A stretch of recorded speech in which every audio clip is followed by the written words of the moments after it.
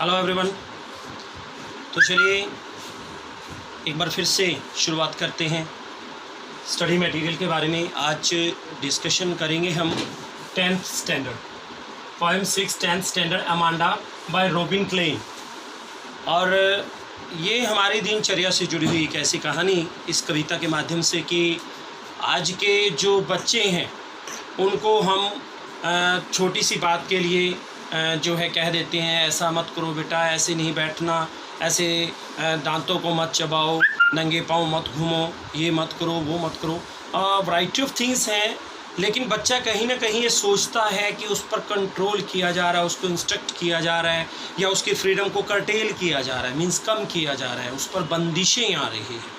लेकिन एक इनोसेंट जो बच्चा होता है इस कविता के माध्यम से जो पॉइंट है रॉबिन क्लेन बताना चाहता है, इनोसेंट है, उसको दुनियादारी के स्ट्रगल के बारे में उसको किसी चीज़ का पता नहीं होता।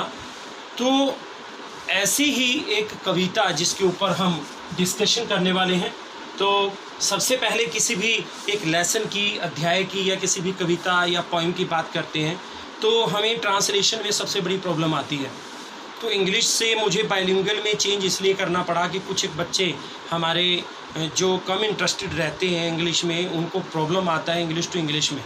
But I just want to tell you the guys, the people always keep in your mind, you have to try your level best to understand each and everything what your teachers talk about. If you will try your level best to capture, to understand each and everything in especially in English language, then definitely rested subjects will come to you and there will not be any problem or confusion to anybody else. चलिए, ये एक normal सा step है जो मैंने आपको बताया है कि आपको समझने का प्रयास करना होगा, समझना पड़ेगा, आज नहीं तो कल। तो बात कर रहे हैं हम एक ऐसी बच्ची अमांडा की जो कहीं सोच रही है कि उसके पिताजी के द्वारा उसकी फ्रीडम को कर्टेल किया जा रहा है, रिड्यूस किया जा रहा है। तो उसी पॉइंट से रिलेटेड ये जो वर्ड मीनिंग है, कुछ न्यू वर्ड्स हैं, उनकी इंग्लिश टू इंग्लिश हैं। I will also explain in Hindi and after that will take reading from the book, from your book First Flight, the poem Amanda. Bite, nibble means काटना। Almost बच्चों की एक habit होती है कि वो दांतों कैसे चबाते रहते हैं, काटते रहते हैं। Another one thing, hunch, raise, bend, एकदम से उचकाना, ऊपर उठाना। स्लाउचिंग, क्राउचिंग, ड्रूप मीन्स झुकना, दुबक करके बैठना। लैंग्विड, रिलैक्स्ड, पीसफुल, आराम, शांति। इनहैबिटेंट्स, ड्वेलर्स मीन्स रहने वाले। ड्राफ्टिंग, मूविंग स्लोली, धीरे धीरे चलना। चिड़ी, क्लीन, साफ। मरमेड इस नॉन इन हिंदी जल परी and it's half fish and half woman. Roaming, wandering, विचरण करना, घूमना। पैटर्न, मेक डिज़ाइन, आकृति, वो शेप बनाना। हस्ट, साइलेंट, खामोशी। बेयर फीट, शूलेस, नंगे पाँव।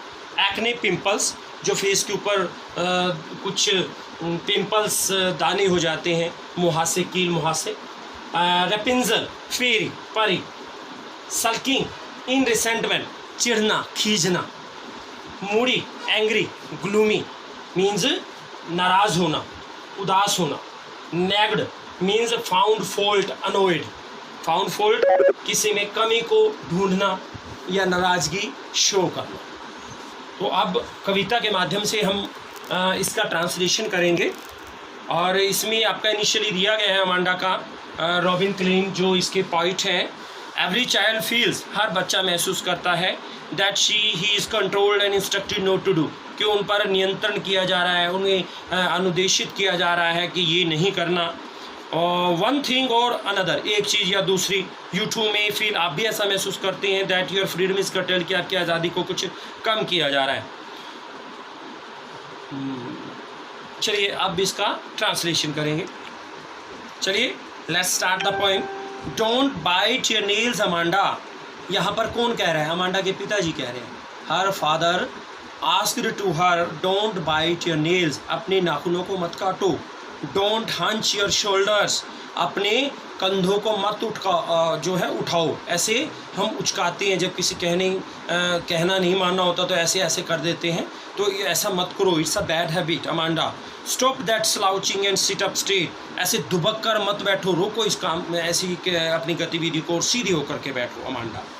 There is a language emerald sea, अब ये विशेष है इन दीज लाइन्स। अमांडा विशेष, वो विशेष कर रही है कि एक एमराल्ड सी में बहुत ही आरामदारी और शांति है।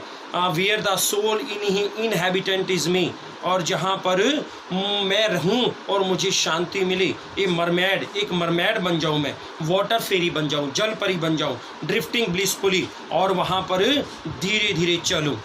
Did you finish your homework Amanda? अब इस विश के बाद फिर उसके पिताजी उसको कह रहे हैं, अमांडा क्या तुमने क्या आपने अपना गृह कार्य ख़त्म किया? Did you tidy your room Amanda, क्या तूने अपना कमरा साफ़ किया? I told you to clean your shoes, मैंने ये भी सोचा था कि तुम्हें बताया था कि तुम अपने जूतों को भी साफ करो Amanda. And again wishes Amanda, when she lessons the instructions by her father, after that she wishes something else different for living a peaceful life. I am an orphan roaming the street, विशेष कर रही है कि गलियों में मैं विचरण कर रही हूँ, मैं एक अनाथ हूँ। ऑर्फन क्यों कौन होता है? Who is orphan? Without home and without parents, that child is known as orphan. I pattern soft dust with my hushed here it means silent, खामोशी।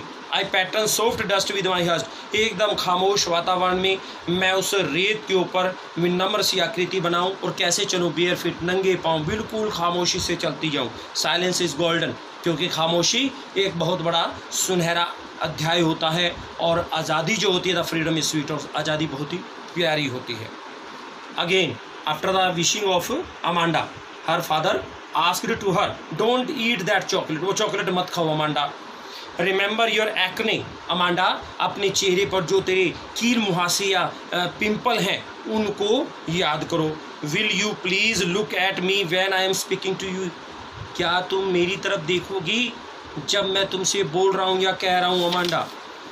आई am Rapunzel, Rapunzel is also fairy, I have not a care, वो ignore करती है अपने father की उन बातों को ignore करती है, और क्या कहते हैं? आई have not a care, careless है वो, मुझे परवाह नहीं। Life in A tower is tranquil, कहते हैं इससे अच्छा तो कोई एक ऐसा टावर हो जहाँ पर ज़िंदगी बिल्कुल शांत होती है, रेयर अनकॉमन होती है। I will certainly never let down my bright hair, और निश्चित रूप से मैं अपने चमकते दमकते बालों को गिरने नहीं दूंगी। Stop that sulking at once, जैसे ही एक पेरेंट्स अपने बच्चे को समझाता है तो ओबियसली कि वो बच्चा चिढ़ने लगता है, रिसेंटमेंट में हो जाता है, क्रोध करने लगता है, उसको खींच होती है उस बात से, टीजिंग होती है। Stop that sulking at once, तुरंत चिढ़ना या खींचना बंद करो Amanda. You are always so moody Amanda, तुम हमेशा ही नाराज रहती हो। Moody here it means angry, moody here it means angry and gloomy, उदास रहती हो, दुखी रहती हो Amanda. You are always so moody, तुम हमेशा उदास रहती हो, दुखी रहती हो Amanda. Anyone would think I nagged at you, nagged होता है quarrelled, nagged means found fault, nagged means annoyed, and nagged means quarrelled. Anyone would think, कोई भी ये बात सोचेगा कि मैं तुम्हें हमेशा झगड़ता रहता हूँ, मैं तुमसे हमेशा नाराज होता रहता हूँ, मैं तुम्हारी गलतियाँ ढूंढता रहता हूँ Amanda. So this is all about this poem Amanda from your book first class from 10th standard. और मैंने आपको पहले भी बताया है स्टूडेंट्स, बच्चे आप का काम जो हो जाता है, सेल्फ अंडरस्टैंडिंग बहुत एक इम्पोर्टेंस रखती है एक स्टूडेंट की लाइफ में, कि आपका जो एक रीडिंग वर्क हो गया, आफ्टर दैट आपको पता है कि आपको क्वेश्चन आंसर भी आपकी फिर नोटबुक में लिखने हैं और आपको लर्निंग भी करना है। तो आपका लर्निंग और राइटिंग ये process side by side continue रहेगी, और आपको कंप्लीट वर्क रखना है, ताकि आफ्टर लॉकडाउन जब भी स्कूल रीओपन हो आपका चेक किया जाएगा वर्क। आप प्लीज़ लापरवाह मत बनिए। पेरेंट्स से भी मेरी फिर से हाथ जोड़कर गुजारिश है कि कृपया अपने बच्चों को मोटिवेट करते रहें, उनके लिए भी समय निकालें, क्योंकि अब तो आप बहुत अच्छे से अपने बच्चों की देखभाल कर सकते हैं। Thank you.